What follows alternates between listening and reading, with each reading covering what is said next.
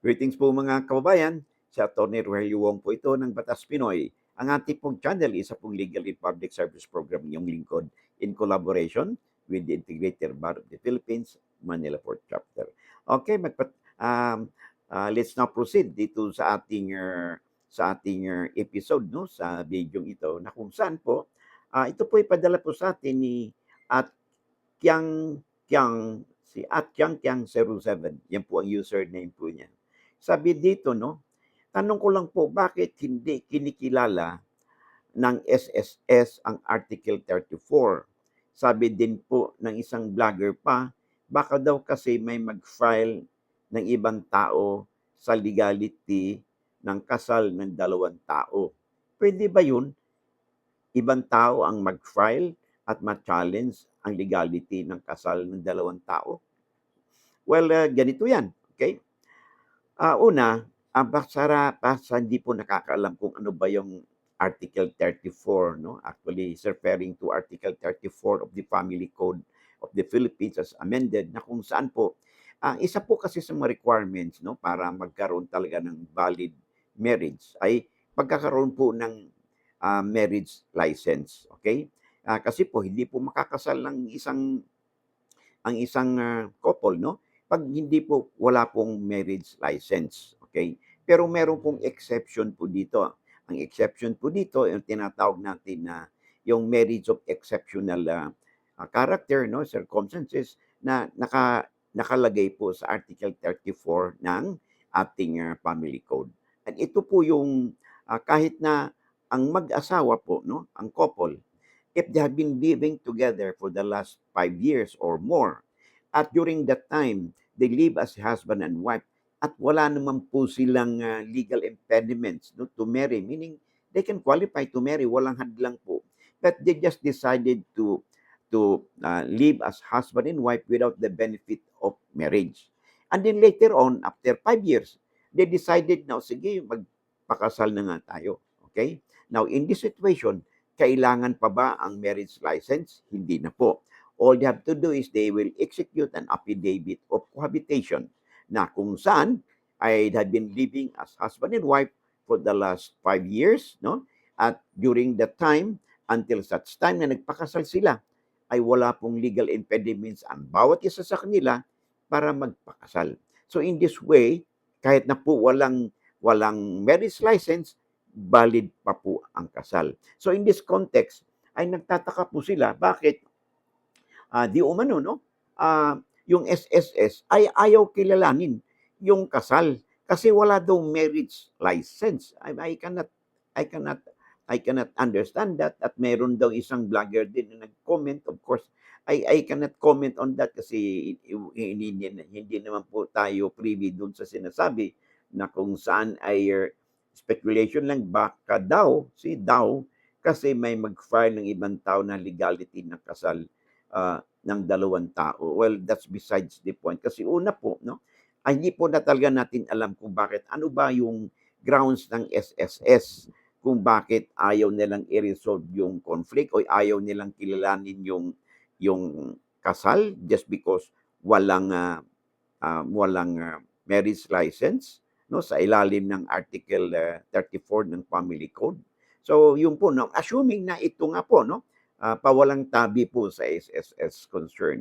Kung ito po ang kadahilanan kung bakit hindi ninyo binibigyan ng due course yung representation ng concerned SSS member, lalo na yung kanilang mga beneficiary na mag-avail ng mga benefits simply because the marriage could be questionable under Article 34. Okay?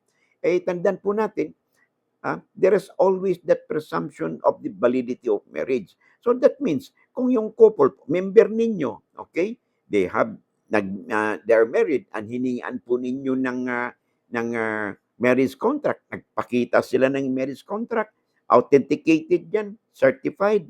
Well, there is already that presumption of regularity and validity of that document, and therefore, wala pong karapatan yung SSS na magdesisyon na yung kontrata nila or marriage contract is not valid simply because it's not supported by marriage license.